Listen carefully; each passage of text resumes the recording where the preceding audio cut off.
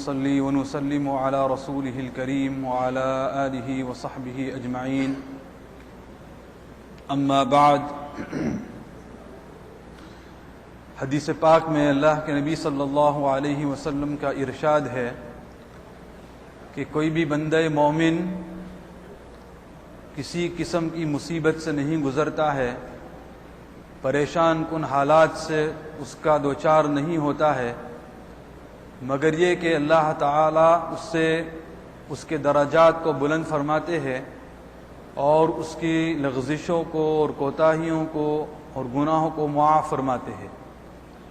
حتیٰ کہ آپ صلی اللہ علیہ وسلم نے فرمایا کہ چلتے چلتے راستے میں اگر کوئی کانٹا آ جائے اور اس کے پاؤں کو چبھ جائے اور اس کی وجہ سے اس کو یہ معمولی سی تکلیف ہو تو یہ بھی اللہ کے یہاں نظر انداز نہیں کیا جاتا ہے، اس کے بدلے میں اس کے گناہ معاف ہوتے ہیں اور آخرت کے اندر اس کے درجات بلند ہوتے ہیں اور طے ہوتے ہیں۔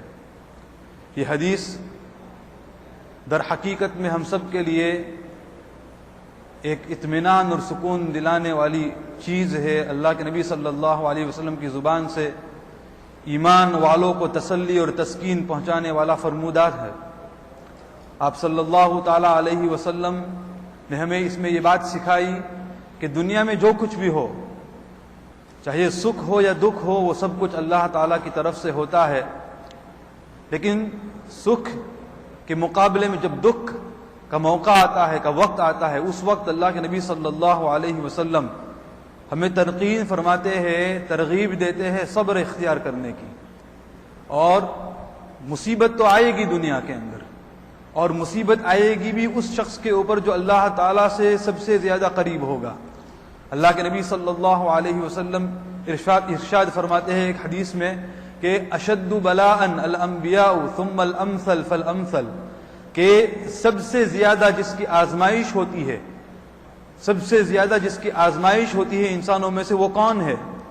اللہ کے نبی صلی اللہ علیہ وسلم نے یہ نہیں فرمایا کہ جو سب سے زیادہ اللہ کا نافرمان ہو، جو سب سے زیادہ اللہ تعالیٰ کا باغی ہو، جو سب سے زیادہ اللہ تعالیٰ کے ساتھ بغاوت کرنے والا ہو، دشمنی کرنے والا ہو، اللہ کی باتوں کو ٹکرانے والا ہو، ایسے شخص کے بارے میں نہیں فرمایا کہ وہ سب سے زیادہ آزمائش میں مبتلا ہوگا، بلکہ اللہ کے نبی صلی اللہ علیہ وسلم فرمایا کہ الانبیاء، سب سے محبوب ترین مخلوق اللہ کے نظر میں جو انبیاء علیہ السلام کی جماعت ہے، یہ حضرات اللہ کی نظر میں باوجود بہت اونچے مقام رکھنے کے، اللہ کے نبی صلی اللہ علیہ وسلم فرمایا کہ دنیا کے اندر وہ جماعت، وہ گروہ جس کے اوپر سب سے زیادہ مصائب اور پریشان کن حالات آئے اور جن کو آزمایا گیا، جن کے اوپر آزمائش کی چکی چلی، وہ انبیاء علیہ السلام کی جماعت ہے۔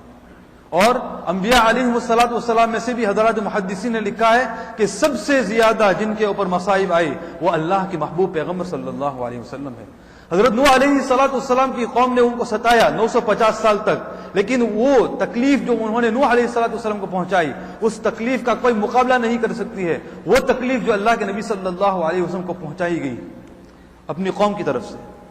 اللہ کے نبی صلی اللہ علیہ وسلم کو اللہ نے تسلی دینے کے لیے قرآن مجید کے اندر ہر صورت میں تقریباً جملے اور آیات نازل فرمائے، جگہ جگہ کے اوپر اللہ سبحانہ و تعالیٰ کسی واقعے کے ذریعے سے کبھی اشارتاً، کبھی کنایتاً، کبھی صراحتاً اپنے پیغمبر صلی اللہ علیہ وسلم کی تسکین اور تسلی فرما رہے ہیں، اس لیے کہ اللہ کے نبی صلی اللہ علیہ وسلم کا دل سب سے زیادہ پاکیزہ تھا، اللہ کے نبی صلی اللہ علیہ وسلم کا دل سب سے حساس تھا کہ ذرا سی کوئی بات ہو جائے اور آپ صلی اللہ علیہ وسلم کے دل کے اوپر وہ اثر فوراً کر جاتا، ذرا سے کفار کی طرف سے کوئی رد ہوئی، کوئی انکار ہوا، اللہ کے نبی صلی اللہ علیہ وسلم کی یا صحابہ رضی اللہ تعالیٰ عنہ کے ساتھ مذاق کا معاملہ کیا گیا تو فوراً اس کا اثر شدت کے ساتھ اللہ کے نبی صلی اللہ علیہ وسلم کے قلب اطہر کے اوپر واقع ہوتا۔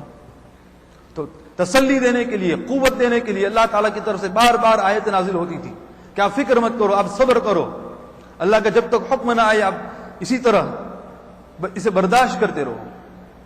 اللہ کے نبی صلی اللہ علیہ وسلم پر بہت بڑی مصیبتیں آئی میرے بھائی، وہ تو اللہ کے نبی صلی اللہ علیہ وسلم کا صبر اور تحمل اور ضبط اپنے اوپر اتنا مضبوط تھا، اتنا قوی تھا کہ اس کا احساس دوسروں کو نہیں ہوا، وہ تو قرآن مجید کے اندر اللہ تعالیٰ نے بار بار تسلی دی. اس سے ہمیں معلوم ہوا کہ آپ صلی اللہ علیہ وسلم کو کس قدر تکلیف ہو رہی تھی اور پریشانی آپ کو محسوس ہو رہی تھی. اپنے قوم کی طرف سے جو اذیتیں آپ کے اوپر ڈالی جا رہی تھی. تو انبیاء علیہم الصلوۃ والسلام، اور پھر کیا فرمایا آپ صلی اللہ علیہ وسلم؟ الامثل فالامثل. اور پھر سب سے زیادہ مصائب اور پریشان کن حالات کن کے اوپر اتارے جائیں گے؟ وہ لوگ جو انبیاء علیہم الصلوۃ والسلام کے ساتھ مشابہت رکھنے والے ہیں، اور ان کے بعد پھر وہ لوگ جو ان مشابہت رکھنے والوں کے ساتھ مشابہت رکھتے ہیں. یعنی جتنی قریب آپ کی زندگی پیغمبرانہ زندگی کے ساتھ ہوگی، آپ کی زندگی جتنی سنت کے مطابق ہوگی، سنت کے موافق ہوگی، آپ کی زندگی کے اندر اللہ کے نبی صلی اللہ علیہ وسلم کے طریقے جتنے پائے جائیں گے، اتنا ہی زیادہ آپ کے اوپر اللہ کی طرف سے حالات آئیں گے. اب یہ حالات اللہ کی طرف سے کیوں آ رہے ہیں؟ جب اللہ کے مقرب بندے ہیں، محبوب بندے ہیں، تو مقرب اور محبوب بندے ہونے کی مطلب تو یہ ہے کہ اللہ تعالیٰ کی طرف سے آسانیاں ہونی چاہیے. نہیں، اللہ تعالیٰ کی طرف سے یہ حالات آتے ہیں اس لیے کہ اللہ تعالیٰ کو معلوم ہے کہ یہ دنیا کچھ بھی نہیں ہے. اس دنیا کی حیثیت اللہ کی نظر میں مچھر کے پر کے برابر بھی نہیں ہے. تو اللہ تعالیٰ چاہتے ہیں کہ میرے جو محبوب اور مقرب بندے ہیں، آخرت کے اندر جو اصل زندگی ہے، آخرت کے اندر جو اصل حیات ہے، وَإِنَّ الدَّارَ الْآخِرَةَ لَهِيَ الْحَيَوَانِ، آخرت کا گھر یہ اصل رہنے کا گھر ہے. آخرت کی نعمت یہ اصل نعمت ہے، آخرت کے مزے یہ اصل مزے ہے. تو آخرت کے اندر ان کو اعلیٰ درجے کی نعمت حاصل ہو، اعلیٰ درجے کی جنت حاصل ہو، اعلیٰ درجے کے مزے حاصل ہو. اس لیے اللہ تعالیٰ نے یہ مصائب ان کے اوپر ڈالی تاکہ ان مصائب پر صبر کرنے کے نتیجے میں اللہ تعالیٰ کا قرب اتنا حاصل ہو جائے اور آخرت کے اندر وہ اس قدر اونچی جنت کی مستحق بن جائے کہ دوسرا اس کا کوئی مقابلہ نہیں کر سکتا. اور اللہ تعالیٰ نے ظاہر میں یہ حالات ڈالے ان کے اوپر، صبر ان کے دل میں تھا تو اللہ تعالیٰ نے ان کے دل سے پریشانی اور خوف کو نکال دیا. ظاہر میں وہ گھیرے ہوئے ہیں چاروں طرف سے مصائب سے اور پریشانیوں سے، چاروں طرف سے ان کے اوپر بمباری کی جا رہی ہے، چاروں طرف سے ان کے اوپر حملے ہو رہے ہیں. لیکن اللہ تعالیٰ نے ظاہر میں تو یہ ایک صورت حال قائم کر دی ان کو صبر کی طرف آمادہ کرنے کے لیے. دل کے اندر صبر ہے تو اللہ تعالیٰ دل میں سے اس خوف کو، اس گھبراہٹ کو، اس پریشانی کو نکال دیتے ہیں. کسی بزرگ نے بہت پیارے انداز میں سمجھایا ہے اس بات کو کہ اس کو سمجھنا کوئی مشکل نہیں ہے ہمارے زمانے میں. اسے سمجھنا کوئی مشکل نہیں ہے ہمارے زمانے میں.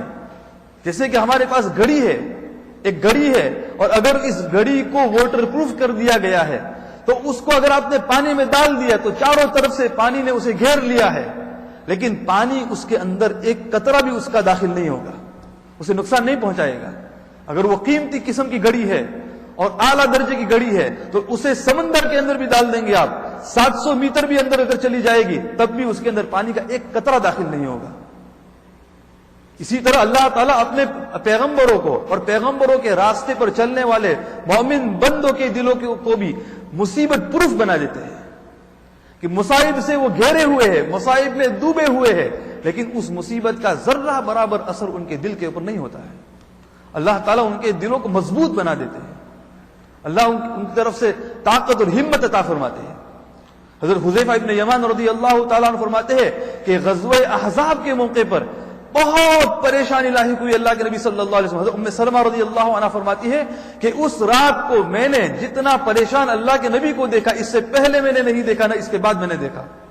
بہت پریشانی کا عالم تھا. تھوڑی دیر کے بعد اللہ کے نبی صلی اللہ علیہ وسلم خیمے میں تشریف لاتے ہیں، تھوڑی دیر کے لیے لیٹ جاتے ہیں، پھر دوبارہ کھڑے ہو کر باہر چلے جاتے ہیں. پوری رات اسی طرح بے چینی میں گزاری اللہ کے نبی صلی اللہ علیہ وسلم نے. اسی بے چینی کے عالم میں ٹھنڈی کہہ رہی ہے کہ میرا کام ہے، ہوائیں چل رہی ہے ٹھنڈی، سردی بہت زیادہ، صحابہ رضی اللہ تعالیٰ کانپ رہے ہیں ٹھنڈی کے اندر، رات کا وقت بالکل. اور اللہ کے نبی صلی اللہ علیہ وسلم بیچ رات میں نکلے اور فرمایا کہ وہی کون ہے جو اللہ اور اس کے رسول کے لیے کھڑا ہو جائے گا. صحابہ رضی اللہ عنہ باوجود اللہ کے نبی کے قول کے اوپر لبیک کہنے کے عادی تھے، لیکن کسی کو ہمت ہی نہیں ہوئی. اس قدر تھکے ہوئے چور تھے بیچارے. اندر چلے گئے، پھر تھوڑی دیر کے بعد دوبارہ باہر تشریف لائے. فرمایا کہ کون ہے جو اللہ اور اس کے رسول کے لیے کھڑا ہو جائے گا؟ کسی نے جواب نہیں دیا. دوبارہ اندر تشریف لے گئے، پھر تیسری دفعہ باہر تشریف لائے اور فرمایا کہ کون ہے جو اللہ اور اس کے رسول کے لیے کھڑا ہو جائے گا؟ کوئی کھڑا نہیں ہوا تو فرمایا اللہ کے نبی صلی اللہ علیہ وسلم حذیفہ کہاں ہے؟ تو حذیفہ رضی اللہ عنہ راوی حدیث فرماتے ہیں کہ میں دل میں سوچنے لگا کہ اب تو چھٹکارے کا کوئی سوال ہی نہیں، اس لیے کہ اللہ کے نبی نے نام لے کر اب پکارا ہے تو کھڑا ہونا اب مجھے کھڑا ہونے کے سوا میرے لیے کوئی چارہ نہیں اب. تو کھڑے ہو گئے. میں اللہ کے نبی صلی اللہ علیہ وسلم میں حاضر ہوں. اللہ کے نبی صلی اللہ علیہ وسلم فرمایا کہ آپ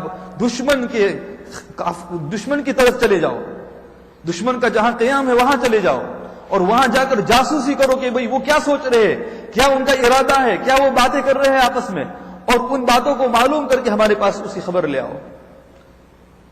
اور فرما رہے کہ اتنی ٹھنڈی کہ چلنے کی ہمت نہیں، کانپ رہا ہے جسم ٹھٹر رہا ہے. اللہ کے نبی صلی اللہ علیہ وسلم نے وہ فرماتے ہیں کہ میرے سینے کے اوپر ہاتھ رکھا اور مجھے کچھ دعائیں دی، اور ان دعاؤں سے جب اللہ کے نبی صلی اللہ علیہ وسلم فارغ ہوئے اور فرمایا کہ اب جاؤ اللہ کے نام پہ جاؤ اب. تو حضرت حذیفہ رضی اللہ تعالیٰ فرماتے ہیں کہ اچانک میں نے محسوس کیا کہ چاروں طرف سے ایسی گرمی کے اندر میں اپنے آپ کو پا رہا ہوں جیسے کہ میں کوئی حمام میں چل رہا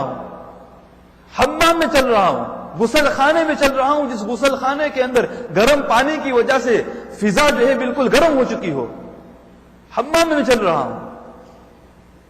حضرت حذیفہ رضی اللہ عنہ انہوں نے جاسوسی کا کام کیا، واپس آئے. واقعہ طویل ہے لیکن بعد میں صحابہ رضی اللہ عنہ فرماتے ہیں کہ مدینہ منورہ کے اندر کڑاکے کی ٹھنڈی ہوتی تھی، سردی سخت ہوتی تھی.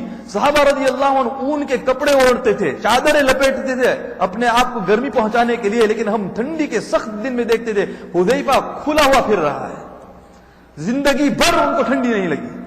اللہ کے نبی صلی اللہ علیہ وسلم کی دعا کی برکت سے ظاہر میں حالات اور ہے، اندر میں حالات دوسرے ہو جاتے ہیں.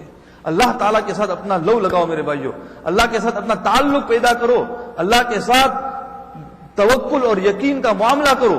اللہ تعالیٰ اپنے بندوں کے ساتھ فضل کا معاملہ فرماتے ہیں. تو مومن تو مصیبتوں سے گزرتا ہے، لیکن مومن کے پاس ایک ہتھیار ہے جو غیر مسلم کے پاس نہیں ہے، اور وہ یہ ہے کہ اللہ تعالیٰ میرا خدا مجھے ضائع نہیں کرے گا، میرا خدا مجھے ضائع کبھی نہیں کرے گا.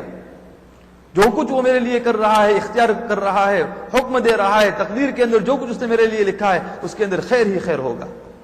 عجبا لامر المؤمن، مومن کے بندے بڑی عجیب سی شان ہے اس کی کہ اذا اصابته السراء شکر، جب وہ کوئی خوشی سے گزرتا ہے تو وہ اللہ تعالیٰ کا شکریہ ادا کرتا ہے. اور قرآن میں اللہ نے اصول بتا دیا کہ لئن شکرتم لازیدنکم، شکر ادا کرو گے تو جو نعمت ملی ہوئی ہے جس کی وجہ سے خوشی محسوس ہو رہی ہے اللہ اسے بڑھاتے چلا جائے گا. اور آگے فرمایا کہ وَإِنْ أَصَابَتْهُ الضَّرَّاءُ صَبَرَ، اور جب کوئی مصیبت پہنچتی ہے اسے تو وہ صبر اختیار کرتا ہے. وَاللَّهُ مَعَ الصَّابِرِينَ، اور اللہ تعالیٰ قرآن میں فرماتے ہیں کہ میں صبر کرنے والوں کے ساتھ ہوتا ہوں، میں ان کو چھوڑتا نہیں ہوں، وہ اکیلے نہیں ہوتے ہیں، وہ اللہ تعالیٰ کے ساتھ ہوتے ہیں. تو میرے بھائیو ہمیں جو ہے اس قسم کی باتوں کو ذہن کے اندر ہمیں اتارنی چاہیے، اس کے اوپر ہمارا ایمان ہونا چاہیے، ہمارا یقین اس کے اوپر بڑھنا چاہیے. اور چاہے انفرادی طور پر ہو یا اجتماعی طور پر ہو، انفرادی طور پر ہو یا اجتماعی طور پر ہو، ہمیں جو ہے دیکھنا ہے ہماری زندگی کے اندر کہ کیا ہماری زندگی اللہ تعالیٰ کے احکام کے مطابق ہے یا نہیں. مصائب وہ اللہ کی طرف سے سزا ہے، عذاب ہے، یا اللہ کی طرف سے ایک بہانہ ہے بخشش کا، مغفرت کا. حضرت حکیم الامت مولانا اشرف علی تھانوی رحمۃ اللہ اس کے لیے ایک اصول اور قاعدہ طے کیا ہے. فرماتے ہیں حضرت کہ اگر مصیبت کے اندر اپنے آپ کو مبتلا پانے کے بعد صبر کی توفیق نہیں ملتی ہے تو سمجھ لو کہ یہ اللہ کی طرف سے سزا اور عذاب ہے، اور اگر صبر کی توفیق ملتی ہے تو سمجھ لو کہ یہ اللہ کے یہاں بخشش کا بہانہ ہے. اللہ تعالی ہم سب کو کہنے اور سننے سے زیادہ عمل کرنے کی توفیق عطا فرمائے. وآخر دعوانا الحمدللہ رب العالمین. سبحان اللہ وبحمدہ، سبحانک اللہم وبحمدک، نشہد ان لا الہ الا انت، نستغفرک ونتوب الیک. چونکہ آج یہ آخری مجلس تھی تو آپ سب حضرات کے میں شکریہ ادا کرنا چاہتا ہوں.